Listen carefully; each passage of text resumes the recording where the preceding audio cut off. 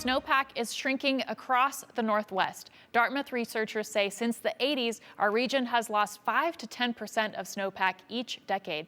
They attribute the decrease to a changing climate.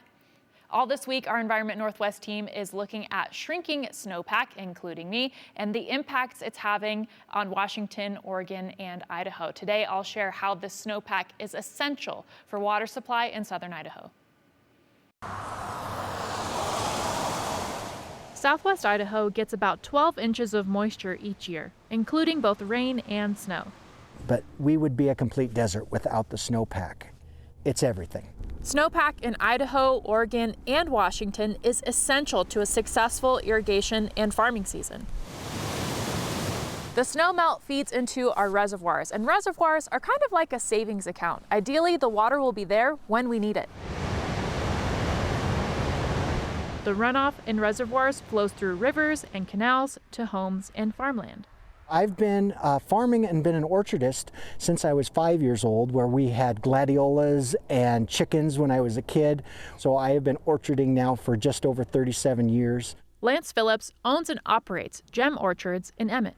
If I could make a living and give my fruit away, there is nothing better than having someone come out to the orchard, pick the fruit that I have worked so hard for 9 months, and see the joy on their face. They're so happy, the fruit of my labor, so to speak, and it is literally fruit.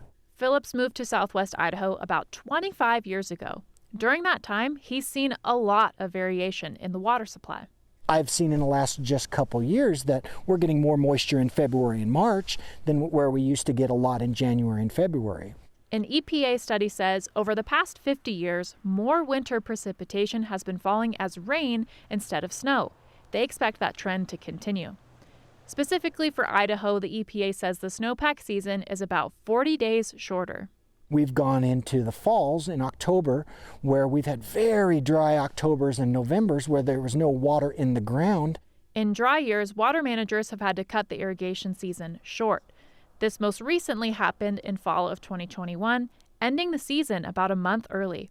We talked to the former Boise River Watermaster, Rex Berry, that year. We've got a lot of money invested in these crops, and when they can't get the full amount of water that they really need, it puts stress on some of those crops and consequently the reduced yield. According to the University of Idaho, the Gem State is second in the nation for the amount of irrigation water used, only behind California.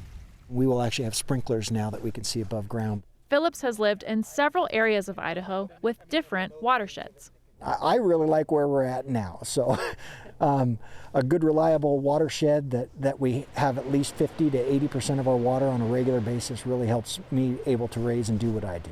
Even with a more reliable water source, Phillips switched to a method he has more control over and doesn't waste as much water. He, like others nearby, uses sprinklers and a drip system to limit the amount of water he loses to the soil or to the air. We've changed a lot in going from a lot of flood irrigation to a majority of our farms and ranches, in our area at least, are converting to sprinkler and higher efficiency systems. Pipelines, we're seeing canals lined, and how we manage it has had to change. Change that may become even more necessary as the snowpack is expected to continue shrinking across the Northwest. But I think all of those evolutions have been great because it allows us to conserve and extend and use it with more precision. We may be able to put more of that back towards wildlife benefits and other benefits that help everybody. While some watersheds are reliable in southern Idaho, they are very dependent on dams and reservoirs, which is an aging infrastructure. Some dams in the areas are approaching 100 years old. The infrastructure on Lance Phillips' property in Emmett is about 90 years old. The current canal system and tunnels were built by the Bureau of Reclamation in 1937. And some of the ditches that bring water to farmland are still dirt, which is a less efficient option. The dirt absorbs the water as it's transported. And by the way, there is infrastructure on Gem Orchard property that is from before 1937. So growers in the area have been reliant on irrigation waters for their crops for about 100 years. While the changes in water supply we've seen thus far haven't necessitated a widespread shift in infrastructure yet, it's possible we see increased efficiency become a priority, prompting a change.